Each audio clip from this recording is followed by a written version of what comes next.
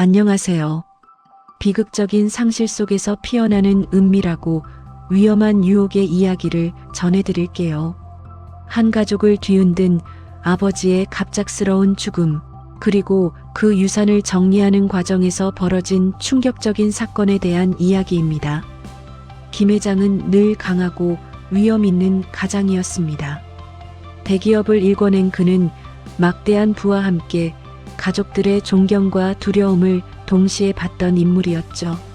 하지만 그의 갑작스러운 심장마비는 모든 것을 한순간에 바꿔버렸습니다.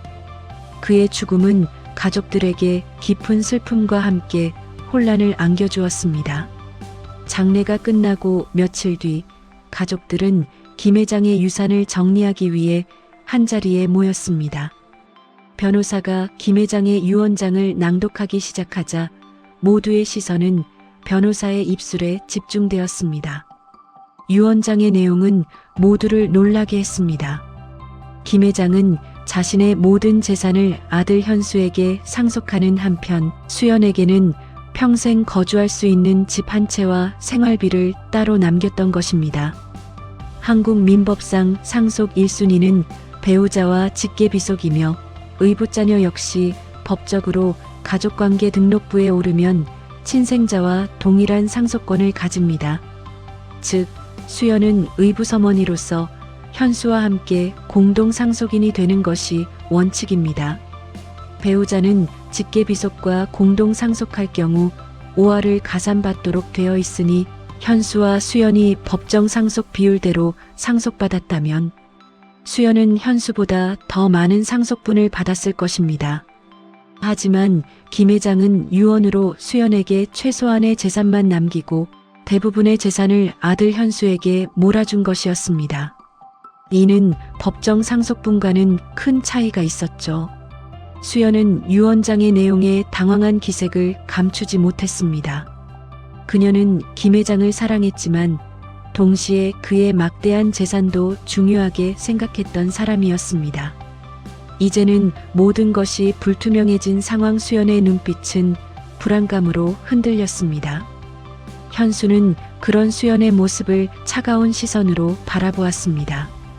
그는 아버지의 유산을 오롯이 자신이 상속받게 된 것에 대해 안도하는 한편 수연에게는 일말의 동정심도 느끼지 못했습니다. 그는 처음부터 수연이 아버지의 재산을 보고 결혼했다고 생각했으니까요. 그날 밤 현수는 아버지의 서재에서 과거의 흔적을 정리하고 있었습니다. 낡은 앨범을 넘기던 현수의 눈에 문득 낯선 사진 한 장이 들어왔습니다. 젊은 시절의 아버지와 함께 찍은 수연의 사진. 사진 속 수연은 지금보다 훨씬 더 앳된 모습으로 김 회장의 품에 안겨 환하게 웃고 있었습니다. 그 순간 현수의 머릿속에는 잊고 있던 장면 하나가 떠올랐습니다. 아버지가 수연을 처음 집에 데려왔던 날, 현수는 20살 남짓한 나이였습니다. 수연은 그의 아버지보다 불과 몇 살 많을 뿐이었죠.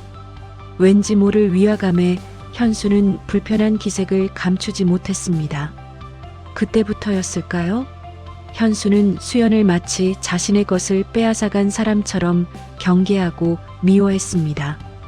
현수는 사진을 내려놓고 방을 나서려는데 문득 서재문이 열리며 수연이 들어섰습니다. 그녀는 잠옷 차림에 흐트러진 머리를 하고 있었습니다. 현수는 그녀의 모습에서 묘한 불안감을 느꼈습니다. 아직 안 주무세요? 현수가 묻자 수연은 작은 목소리로 대답했습니다. 잠이 오지 않아서요. 회장님 보고 싶어서. 그녀의 목소리에는 슬픔과 함께 알 수 없는 외로움이 묻어 있었습니다. 현수는 처음으로 수연에게서 연약함을 느꼈습니다. 그는 그녀에게 다가가 어깨에 손을 올리며 위로했습니다. 힘내세요. 그 순간 수연은 현수의 품에 쓰러지듯 안겨 흐느끼기 시작했습니다. 현수는 당황했지만 이내 그녀의 등을 조심스럽게 토닥였습니다. 어느 날 밤 현수는 수연에게 술 한 잔을 권했습니다. 아버지 유산 정리하느라 고생이 많으셨죠.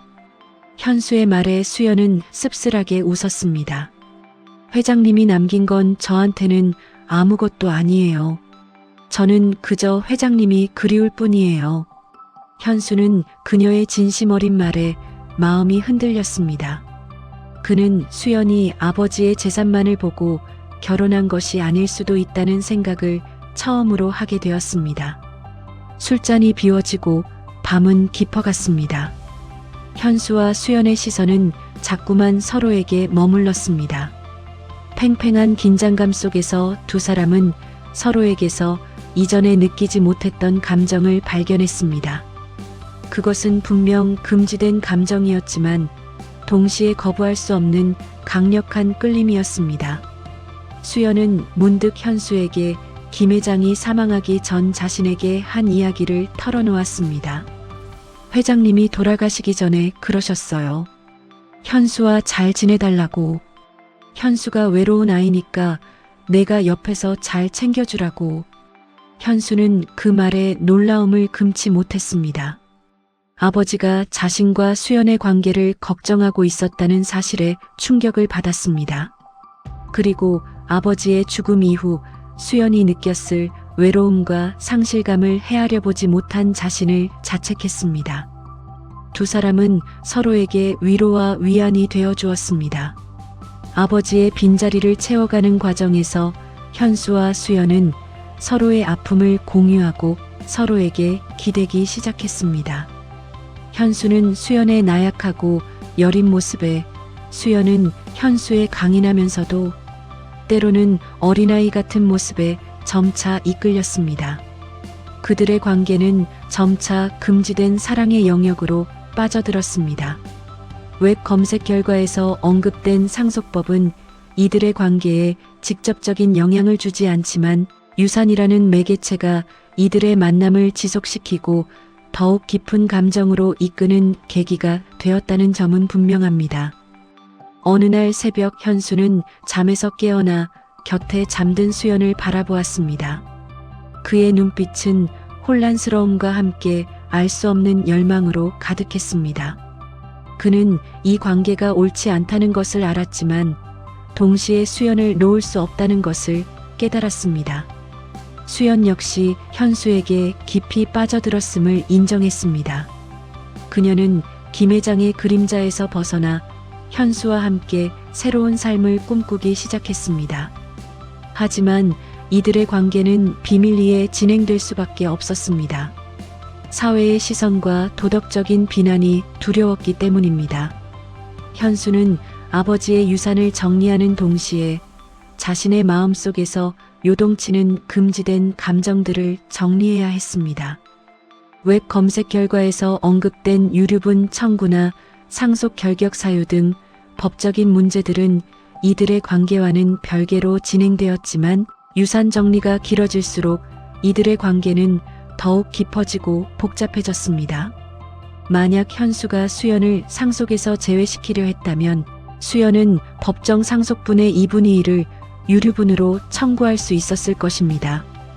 하지만 김 회장의 유언은 이미 수연에게 최소한의 재산을 남겼고 현수는 이를 받아들였기에 유류분 문제는 발생하지 않았습니다. 어느 날 현수의 친구가 현수와 수연의 관계를 의심하는 눈빛으로 현수에게 질문을 던졌습니다. 너희 둘 요즘 너무 붙어 다니는 거 아니냐? 현수는 친구의 말에 당황했지만 애써 침착한 척했습니다. 아버지 유산 정리 때문에 어쩔 수 없어. 하지만 그의 심장은 불안하게 요동쳤습니다. 이들의 비밀스러운 관계가 언제까지 숨겨질 수 있을까요?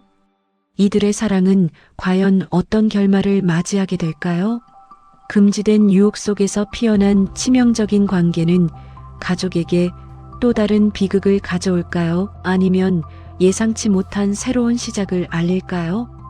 아버지의 죽음이 가져온 비극적인 유산은 두 사람에게 어떤 운명을 안겨줄지 아무도 예측할 수 없습니다.